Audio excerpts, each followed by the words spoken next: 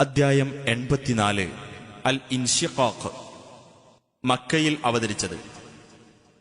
ഇൻഷിഖാഖ് എന്നാൽ പൊട്ടിപ്പിളരൽ എന്നർത്ഥം. ഒന്നാം സൂക്തത്തിൽ ആകാശം പൊട്ടിപ്പിളരുന്നതിനെ സംബന്ധിച്ച് പരാമർശിച്ചിട്ടുള്ളതാണ് ഈ പേരിന് നിദാനം. ബിസ്മില്ലാഹിർ റഹ്മാനിർ റഹീം.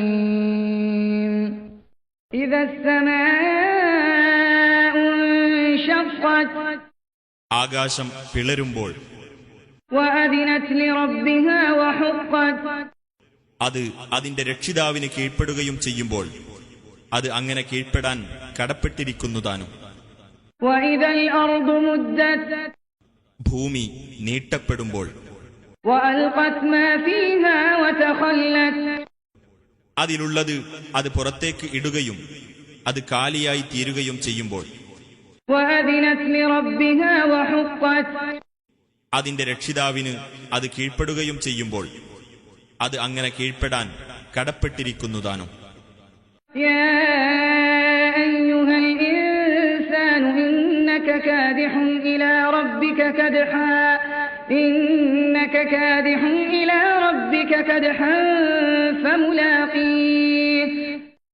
ഹേ മനുഷ്യ, നീ നിന്റെ രക്ഷിതാവിങ്കലേക്ക് കടുത്ത അധ്വാനം നടത്തി ചെല്ലുന്നവനും അങ്ങനെ അവനുമായി കണ്ടുമുട്ടുന്നവനുമാകുന്നു.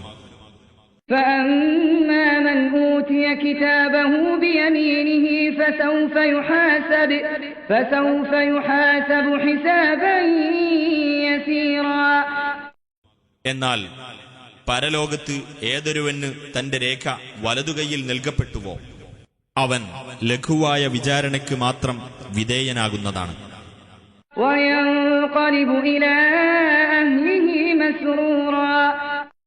അവൻ അവന്റെ സ്വന്തക്കാരുടെ അടുത്തേക്ക് സന്തുഷ്ടനായിക്കൊണ്ട് തിരിച്ചു പോകുകയും ചെയ്യും.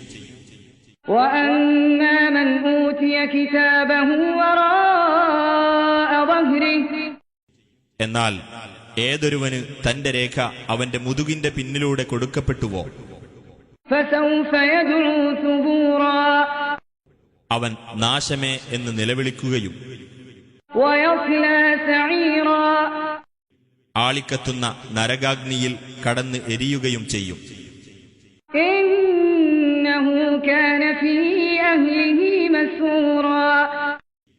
തീർച്ചയായും അവൻ അവന്റെ സ്വന്തക്കാർക്കിടയിൽ സന്തോഷത്തോടെ കഴിയുന്നവനായിരുന്നു.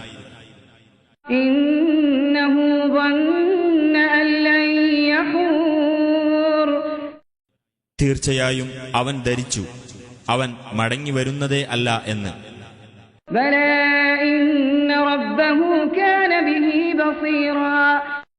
അതെ, തീർച്ചയായും അവന്റെ രക്ഷിതാവ് അവനെപ്പറ്റി കണ്ടറിയുന്നവനായിരിക്കുന്നു.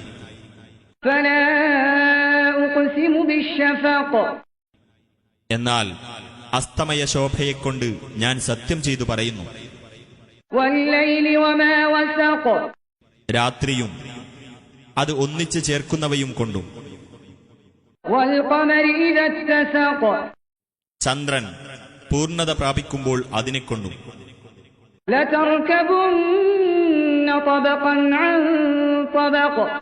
തീർച്ചയായും നിങ്ങൾ ഘട്ടം ഘട്ടമായി കയറിക്കൊണ്ടിരിക്കുന്നതാണ്.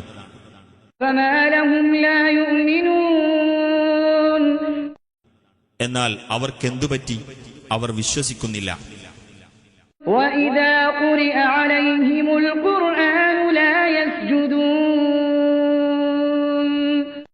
അവർക്ക് ഖുർആൻ ഓതിക്കൊടുക്കപ്പെട്ടാൽ അവർ സുജൂദ് ചെയ്യുന്നുമില്ല.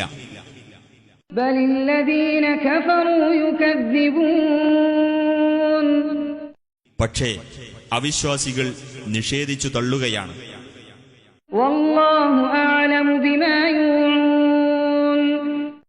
അവർ മനസ്സുകളിൽ സൂക്ഷിച്ചു വെക്കുന്നതിനെപ്പറ്റി അല്ലാഹു നല്ലവണ്ണം അറിയുന്നവനാകുന്നു.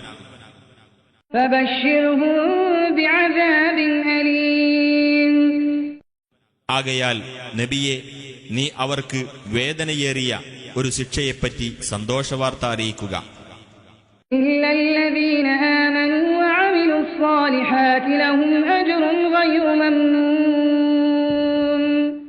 വിശ്വസിക്കുകയും സൽക്കർമ്മങ്ങൾ പ്രവർത്തിക്കുകയും ചെയ്തവർക്കൊഴികെ അവർക്ക് മുറിഞ്ഞു പോകാത്ത പ്രതിഫലമുണ്ട്.